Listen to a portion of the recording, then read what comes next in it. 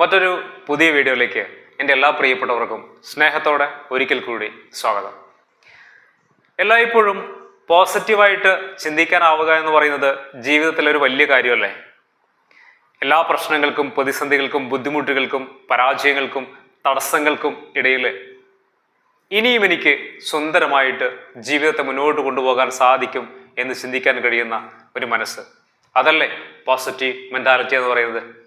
അങ്ങനെയുള്ള ഒരു മനസ്സിന് ഉടമയാവാൻ നമുക്ക് സാധിക്കണ്ടേ? അപ്പോഴല്ലേ നമ്മുടെ മനസ്സിന് കുറെ കൂടി കരുത്തുണ്ട് എന്ന് പറയാനാവുക. ജീവിതത്തിന് അതല്ലേ ഭംഗി നൽകുന്നത്? എങ്ങനെയാണ് നമുക്ക് എല്ലായ്പ്പോഴും ജീവിതത്തിലെ ഏത് സാഹചര്യങ്ങളിലും നമുക്ക് പോസിറ്റീവായിട്ട് ചിന്തിക്കാനാവുന്നത്? നമുക്കൊരു സംശയം ഉണ്ടാവും, എല്ലാവർക്കും അത് സാധ്യമാണോ എന്ന്. തീർച്ചയായിട്ടും എല്ലാ ആളുകൾക്കും പോസിറ്റീവായിട്ട് ജീവിതത്തിൻ്റെ ഏത് സാഹചര്യങ്ങളിലും പോസിറ്റീവായിട്ട് ചിന്തിക്കാനാവും. പക്ഷെ കുറച്ച് കാര്യങ്ങളൊക്കെ ഒന്ന് റെഡിയാക്കാനുണ്ട്. നമ്മുടെ വീട്ടിൽ ഭക്ഷണം ഉണ്ടാക്കുമ്പോൾ എങ്ങനെയാണ് ഉണ്ടാക്കാറുള്ളത്? ഓരോ ഭക്ഷണം ഉണ്ടാക്കുന്നതിനും അതിൻ്റേതായിട്ടുള്ള ചില ചേരുവകളുണ്ടല്ലേ. അത് കൃത്യമായ രീതിയിൽ കൃത്യമായ അളവിൽ ചേരുമ്പോൾ നല്ല സ്വാദിഷ്ടമായ ഭക്ഷണമായിട്ട് അത് മാറുന്നു. നമുക്ക് അത് ആസ്വദിച്ചിട്ട് കഴിക്കാനും പറ്റുന്നു അല്ലേ? ഈ പോസിറ്റീവ് മെൻറ്റാലിറ്റിയും അങ്ങനെ തന്നെയാണ്. നമ്മുടെ മനസ്സിൽ എല്ലായ്പ്പോഴും പോസിറ്റീവായിട്ടുള്ള ഒരു ആറ്റിറ്റ്യൂഡ് ഉണ്ടാവണമെങ്കിൽ നമ്മുടെ മനസ്സുമായി ബന്ധപ്പെട്ടിട്ടുള്ള ചിന്തകളിൽ ചില ചേരുവകൾ ഉണ്ടാവേണ്ടതുണ്ട് അല്ലെ? എന്താണ് ആ ചേരുവകൾ? പ്രധാനമായിട്ടും രണ്ട് കാര്യങ്ങളാണ് നമ്മളെ അതിനെ സഹായിക്കുന്നത്. ഒന്ന് ശുഭാപ്തി വിശ്വാസമാണ്, രണ്ട് ധൈര്യം. ശുഭാപ്തി വിശ്വാസവും ധൈര്യവും നമുക്കുണ്ടെങ്കിൽ ജീവിതത്തിൽ ഏത് സാഹചര്യങ്ങളിലും കാര്യങ്ങളെ നമുക്ക് പോസിറ്റീവായിട്ട് സമീപിക്കാനാവും. എന്നാൽ ഏറ്റവും വലിയ പ്രശ്നം ഈ രണ്ട് കാര്യങ്ങളെയും എങ്ങനെയാണ് നമുക്ക് കൈകാര്യം ചെയ്യാനാവുക? എല്ലായ്പ്പോഴും ശുഭാപ്തി വിശ്വാസവും ധൈര്യവും നമുക്ക് എങ്ങനെയാണ് നമ്മുടെ മനസ്സിൽ, നമ്മുടെ ജീവിതത്തിൽ കണ്ടെത്താനാവുക? അതൊരു വലിയ വെല്ലുവിളിയായിട്ടാണ് നമുക്ക് തോന്നിയിട്ടുള്ളത് അല്ലേ? എങ്ങനെയാണ് നമുക്ക് സാധ്യമാവുന്നത്? ശുഭാപ്തി വിശ്വാസത്തെക്കുറിച്ച് എപ്പോൾ പറയുമ്പോഴും എൻ്റെ മനസ്സിലേക്ക് വരുന്ന ഒരു 4 വരിയുണ്ട്. മുമ്പ് ഞാൻ പറഞ്ഞിട്ടുണ്ട്, മറ്റ് പല വീഡിയോയിലും പറഞ്ഞിട്ടുണ്ട്. എന്നായാലും രസകരമായതുകൊണ്ടും കുറെ കൂടി അർത്ഥവത്തായതുകൊണ്ടും ഇവിടെയും ആ 4 വരി നിങ്ങളോട് സൂചിപ്പിക്കാം. അതിങ്ങനെയാണ്: എല്ലാ പേമാരിയും പെയ്തൊഴിയും, അശാന്തിയുടെ കരിമേഘങ്ങളൊഴിയും, ഒരു വസന്തകാലം വരിക തന്നെ ചെയ്യും. കോളേജ് മാഗസിനിൽ കണ്ട വരികളാണ്. മനോഹരമായിട്ടുള്ള വരികളല്ലേ? എല്ലാ പേമാരിയും പെയ്തൊഴിയും, അശാന്തിയുടെ കരിമേഘങ്ങളൊഴിയും, ഒരു വസന്തകാലം വരിക തന്നെ ചെയ്യും. നമ്മുടെ മുന്നിൽ ഒരുപാട് പ്രശ്നങ്ങളൊക്കെ ഉണ്ടാകുമ്പോൾ, ഒരുപാട് ബുദ്ധിമുട്ടുകളും കഷ്ടപ്പാടുകളും ഒക്കെ ഉണ്ടാകുമ്പോഴും ഒരു വസന്തകാലം, ഒരു നല്ല കാലം നമ്മളിലേക്ക് വരുമെന്ന് ചിന്തിക്കാൻ കഴിയുന്നൊരു മനസ്സില്ലേ? അത് തന്നെയാണ് പോസിറ്റീവ് മൈൻഡ് എന്ന് പറയുന്നത് അല്ലേ? അപ്പോൾ ശുഭാപ്തി വിശ്വാസമുള്ള ഒരാളാവുക. മറ്റൊന്ന് ധൈര്യം. ഏത് പ്രശ്നങ്ങൾക്കിടയിലും അതിനെ നേരിടാൻ എനിക്ക് സാധിക്കുമെന്ന് പറയാൻ കഴിയുന്നൊരു ചങ്കുറ്റമുണ്ടല്ലോ, ആ ധൈര്യവും നമുക്ക് കാണിക്കാനാവണം. ഇത് രണ്ടും ഉണ്ടെങ്കിൽ ജീവിതത്തിലെ ഏത് സാഹചര്യങ്ങളിലും നമുക്ക് കാര്യങ്ങളെ പോസിറ്റീവായിട്ട് സമീപിക്കാനാവും. ഇനി എങ്ങനെയാണ് അത് സാധ്യമാകുന്നത് എന്നതാണ്. അത് സാധ്യമാവണമെങ്കിൽ നമുക്ക് ആദ്യം വേണ്ടത് അറിവാണ്. ശുഭാപ്തി വിശ്വാസവും ധൈര്യവും നമുക്കുണ്ടാകുന്നതിന് നമ്മളെ സഹായിക്കുന്നത് ജീവിതത്തെക്കുറിച്ചുള്ള നമ്മുടെ കൃത്യമായ അറിവുകളാണ്. അറിവ് പക്ഷേ നമ്മൾ വിചാരിക്കുന്ന പോലെ പാഠപുസ്തകങ്ങളിൽ നിന്ന് ലഭ്യമല്ല, അക്കാദമിക്കൽ വിദ്യാഭ്യാസത്തിൽ നിന്ന് ലഭ്യമല്ല. നിങ്ങൾ സ്കൂളുകളിലും കോളേജുകളിലും അതിലപ്പുറവും പഠിച്ചു വന്നു കഴിഞ്ഞാൽ പോലും കയ്യിൽ എത്ര സർട്ടിഫിക്കറ്റ് ഉണ്ടെങ്കിലും നിങ്ങൾക്ക് ഒരിക്കലും കണ്ടെത്താനാവില്ല ഈ ജീവിതം എന്ന വാക്കിൻ്റെ അർത്ഥവും അതിൻ്റെ വ്യാപ്തിയും അത് നമുക്ക് തരുന്ന വലിയ സന്ദേശവും ഒന്നും നമുക്കതിൽ നിന്ന് പഠിക്കാനാവില്ല. അത് പഠിക്കണമെങ്കിൽ സ്വയം പഠിക്കണം. തൻ്റെ ചുറ്റുപാടുകളിൽ നിന്ന്, തൻ്റെ അനുഭവങ്ങളിൽ നിന്ന്, മറ്റുള്ളവരുടെ ജീവിത സാഹചര്യങ്ങളിൽ നിന്ന് ഒക്കെ നമ്മൾ പഠിക്കേണ്ടതാണ്. അത് പഠിക്കാൻ നമുക്ക് സാധിച്ചാൽ ജീവിതത്തിലെ ഏത് സാഹചര്യങ്ങളിലും ശുഭാപ്തി വിശ്വാസത്തോടെയും ധൈര്യത്തോടെയും നമുക്ക് എല്ലാ കാര്യങ്ങളെയും സമീപിക്കുവാനും പോസിറ്റീവ് ആറ്റിറ്റ്യൂഡ് നമുക്ക് കണ്ടെത്തുവാനും സാധിക്കും. കുറച്ച് ഉദാഹരണങ്ങളൊക്കെ പറയുമ്പോൾ നിങ്ങൾക്കത് മനസ്സിലാവും. നമുക്ക് ആദ്യം വേണ്ടത് എന്താണെന്നറിയോ? നമ്മുടെ ജീവിതത്തിൽ നമുക്ക് സംഭവിക്കുന്നതെല്ലാം ജീവിതത്തിൻ്റെ സ്വാഭാവികതയാണെന്ന് നമുക്ക് കണ്ടെത്താനാവണം, തിരിച്ചറിയാനാവണം. അതിനു മുമ്പ് ഞാൻ നിങ്ങളോടൊരു കാര്യം പറയാം. ഞാൻ കുറച്ച് ദിവസം മുമ്പ് യൂട്യൂബിൽ കണ്ട ഒരു വീഡിയോ ആണ്. PV ഗംഗാധരൻ സാറിനെ അറിയാമായിരിക്കും അല്ലെ? ക്യാൻസർ രോഗവിദഗ്ധനാണ്, കേരളത്തിലെ പ്രമുഖനായിട്ടുള്ള ക്യാൻസർ രോഗവിദഗ്ധൻ. അദ്ദേഹവുമായി നടത്തിയ ഒരു ഇന്റർവ്യൂ കാണാനിടയായി. ആ ഇന്റർവ്യൂവിൽ അദ്ദേഹം പറഞ്ഞത്, അദ്ദേഹം പഠിപ്പിച്ച കുട്ടികളുമായി ബന്ധപ്പെട്ടുള്ള കാര്യങ്ങൾ ചോദിച്ചപ്പോൾ അദ്ദേഹം പറഞ്ഞ മനോഹരമായിട്ടുള്ളൊരു കാര്യമുണ്ട്. അതായത് ക്യാമ്പസിൽ 2 തരത്തിലുള്ള കുട്ടികളുണ്ട്. ഒന്ന് പഠിക്കാൻ വരുന്ന കുട്ടികൾ, മറ്റൊന്ന് ക്യാമ്പസിൽ ജീവിക്കുന്ന കുട്ടികൾ. ക്യാമ്പസിൽ ജീവിക്കുന്ന കുട്ടികൾ ജീവിതത്തിൽ വിജയിക്കും. അവരാണ് ജീവിതത്തിൽ ശരിക്കും വിജയിക്കുന്നത്. മറ്റു കുട്ടികൾ വിജയിക്കില്ല. അവർ നല്ല മാർക്കൊക്കെ നേടും, നല്ല ജോലി നേടും, ഇഷ്ടംപോലെ പൈസയൊക്കെ നേടും. പക്ഷെ പഠിക്കാൻ വരുന്ന കുട്ടികൾ ജീവിതത്തിൽ പരാജയപ്പെടും. അടിസ്ഥാനപരമായി നമ്മൾ അതിൽ നിന്ന് മനസ്സിലാക്കേണ്ട ഒരു വലിയ യാഥാർത്ഥ്യമുണ്ട്. എന്താണെന്നറിയാം? ജീവിതം യഥാർത്ഥത്തിൽ ആസ്വദിക്കപ്പെടുന്നതും യഥാർത്ഥ വിജയം സ്വന്തമാക്കാൻ അയാളെ സഹായിക്കുന്നതും പ്രായോഗിക ജീവിതത്തിൽ നിന്നുള്ള അറിവുകളാണ്.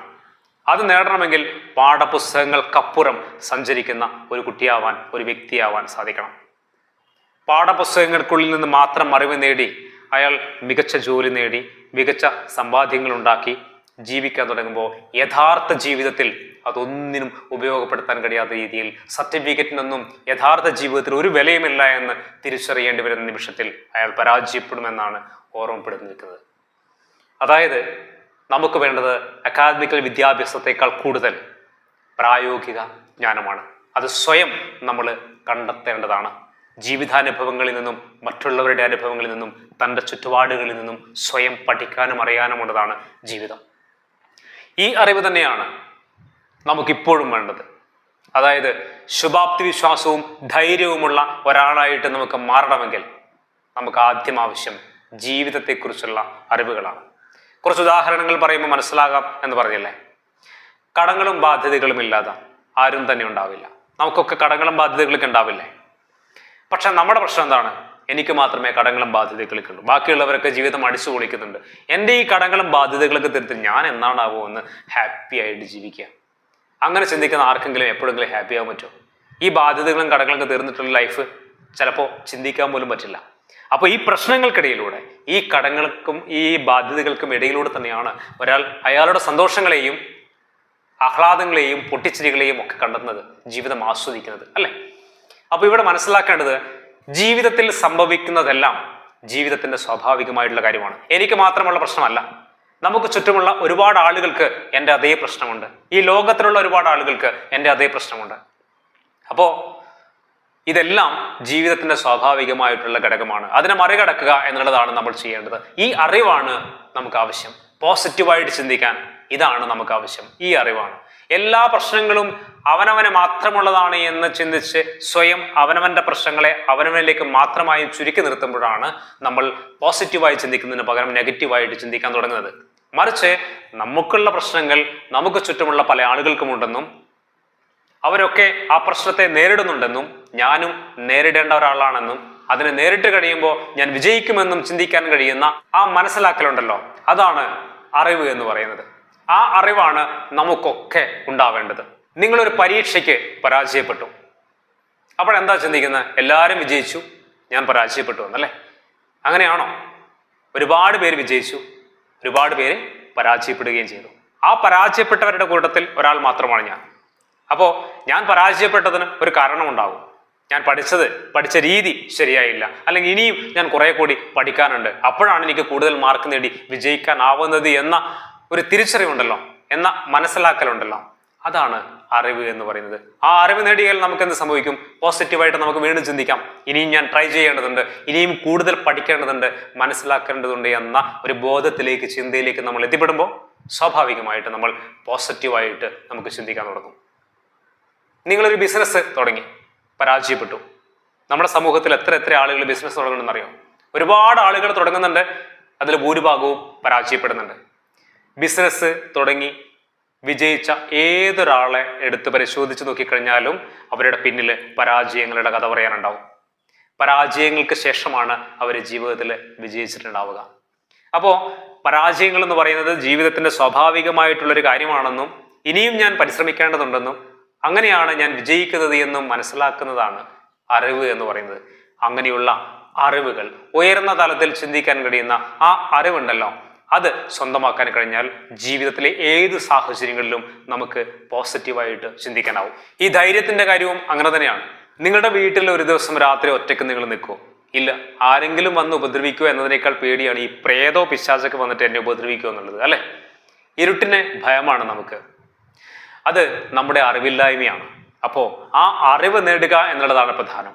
പ്രേതം എപ്പോഴെങ്കിലും കണ്ടിട്ടുണ്ടോ? നമ്മുടെ അച്ഛനമ്മമാരോ ആരെങ്കിലും കണ്ടിട്ടുണ്ടോ? ആരും കണ്ടിട്ടില്ല. അപ്പൊ അതിനെക്കുറിച്ച് മനസ്സിലാക്കാനും പഠിക്കാനും തുടങ്ങുമ്പോഴാണ് നമ്മൾ തിരിച്ചറിയുന്നത് ഇതൊക്കെ പ്രേതം എന്നുള്ളതൊക്കെ ഒരു സാങ്കല്പിക കഥാപാത്രങ്ങളാണെന്ന് തിരിച്ചറിയുന്നത്. ആ തിരിച്ചറിവിൽ എത്തുന്നിടത്താണ് നമ്മൾ അറിവ് നേടുന്നു എന്ന് പറയുന്നത്. ആ അറിവ് നേടിക്കഴിഞ്ഞാൽ പിന്നെ നമുക്ക് പേടിയുണ്ടാവില്ല എന്നുള്ളതാണ് കാര്യം. അപ്പൊ തീർച്ചയായിട്ടും ഇങ്ങനെ അറിവുകൾ നേടുക എന്നുള്ളതാണ് ജീവിതത്തിൽ ധൈര്യം ഉണ്ടാക്കുന്നതിന് നമുക്ക് ആവശ്യം. അതുപോലെ തന്നെ ഇപ്പൊ ഡ്രൈവിങ് പേടിയാണ് നമുക്ക്, അല്ലെ? പലപ്പോഴും ആദ്യമൊക്കെ പേടിയായിരിക്കും. പേടി എപ്പോഴാണ് മാറുന്നത്? തീർച്ചയായിട്ടും ആ അറിവ് നേടുമ്പോഴാണ്, അല്ലെ? പേടിയുമായി ബന്ധപ്പെട്ടിട്ട് നമുക്ക് രണ്ട് തരത്തിലുള്ള അറിവാണ് പലപ്പോഴും നമ്മൾ കണ്ടെത്തേണ്ടത് ഇങ്ങനെയുള്ള കാര്യങ്ങളിൽ. ഒന്ന് തിയററ്റിക്കൽ നോളജ്, ഒന്ന് പ്രാക്ടിക്കൽ നോളജ്, അല്ലെ? തിയററ്റിക്കലായിട്ടും പ്രാക്ടിക്കലായിട്ടും നമ്മൾ അതിൽ അറിവ് നേടുമ്പോൾ തീർച്ചയായിട്ടും നമുക്ക് ഡ്രൈവിങ് പഠിക്കാൻ പറ്റും. നമുക്ക് നന്നായിട്ട് ഡ്രൈവ് ചെയ്യാനും പറ്റും. നന്നായിട്ട് പഠിക്കാത്തതാണ്, അല്ലെങ്കിൽ അതിൽ കൃത്യമായ അറിവ് നേടാത്തത് കൊണ്ടാണ് നമ്മൾ ഇപ്പോഴും പേടിയോടുകൂടി നിൽക്കുന്നത്. അപ്പോൾ അറിവ് നേടുക എന്നുള്ളത് തന്നെയാണ് ഏറ്റവും പ്രധാനപ്പെട്ട കാര്യം. നീന്തൽ അറിയില്ലെങ്കിൽ വെള്ളത്തിൽ ഇറങ്ങാൻ പേടിയായിരിക്കും നമ്മൾ, അല്ലേ? എന്നാൽ നീന്തലുമായിട്ട് അറിവ് നേടി നമ്മളത് പഠിച്ചാലോ?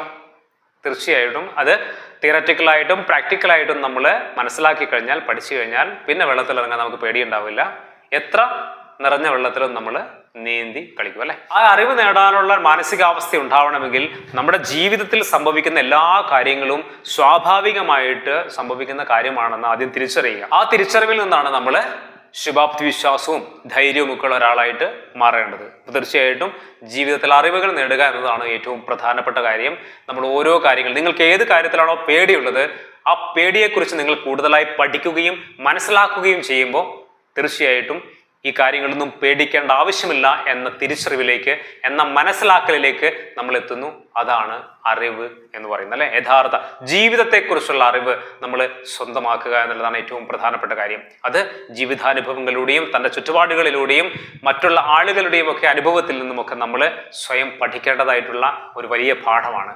അങ്ങനെ പഠിക്കുമ്പോഴാണ് നമ്മളൊരു മികച്ച വ്യക്തിയാവുന്നതും കരുത്തുറ്റ വ്യക്തിയാവുന്നതും ജീവിതത്തിൽ ശുഭാപ്തി വിശ്വാസമുള്ള ധൈര്യമുള്ള ഒരു വ്യക്തിയാവുന്നത്, വളരെ പോസിറ്റീവായിട്ട് ചിന്തിക്കാൻ കഴിയുന്ന അങ്ങനെ ഒരു പോസിറ്റീവ് ആറ്റിറ്റ്യൂഡുള്ള ഒരാളായിട്ട് നമ്മൾ മാറുന്നത് നമ്മൾ ജീവിതത്തെക്കുറിച്ച് പഠിക്കുമ്പോഴാണ്, ജീവിതത്തെക്കുറിച്ച് കൃത്യമായി മനസ്സിലാക്കുമ്പോഴാണ്. ജീവിതം എന്ന് പറയുന്നത് ഒരുപാട് പ്രശ്നങ്ങളും പ്രതിസന്ധികളും ബുദ്ധിമുട്ടുകളും കഷ്ടപ്പാടുകളും പരാജയങ്ങളും നഷ്ടങ്ങളും ഒക്കെ സംഭവിക്കുന്ന ഒരു യാത്രയാണ്. എല്ലാം നല്ലത് മാത്രം അനുഭവിക്കുന്ന, അല്ലെങ്കിൽ നല്ല കാര്യങ്ങൾ മാത്രം നടക്കുന്ന ഒരു വേദിയല്ല ജീവിതം എന്ന തിരിച്ചറിവ്. ആ തിരിച്ചറിവ് ഉണ്ടെങ്കിൽ തന്നെ നമുക്ക് എല്ലാ കാര്യങ്ങളെയും പോസിറ്റീവായിട്ട് സമീപിച്ച് മുന്നോട്ട് പോകാനാവും. ധൈര്യമുള്ള ഒരു വ്യക്തിയാവുക, ശുഭാപ്തി വിശ്വാസമുള്ള ഒരു വ്യക്തിയാവുക. ആ ഒരു മെന്റാലിറ്റിയോടുകൂടി നിങ്ങൾ പോസിറ്റീവ് ആറ്റിറ്റ്യൂഡ് കൂടി ജീവിതത്തെ സമീപിക്കുക. വലിയ വിജയങ്ങളും നേട്ടങ്ങളും സന്തോഷങ്ങളും ഒക്കെ നമുക്ക് നമ്മുടെ ജീവിതത്തിൻ്റെ ഭാഗമാക്കാൻ കഴിയും. അത്രയേറെ പ്രാധാന്യമുണ്ട് പോസിറ്റീവ് മെന്റാലിറ്റിക്ക്. എല്ലാം ശുഭമായിട്ട് പര്യവസാനിക്കും എന്ന ചിന്ത മാത്രമായിരിക്കണം നമുക്ക് എപ്പോഴും ഏത് പ്രശ്നങ്ങൾക്കിടയിലും ഉണ്ടാവേണ്ടത്.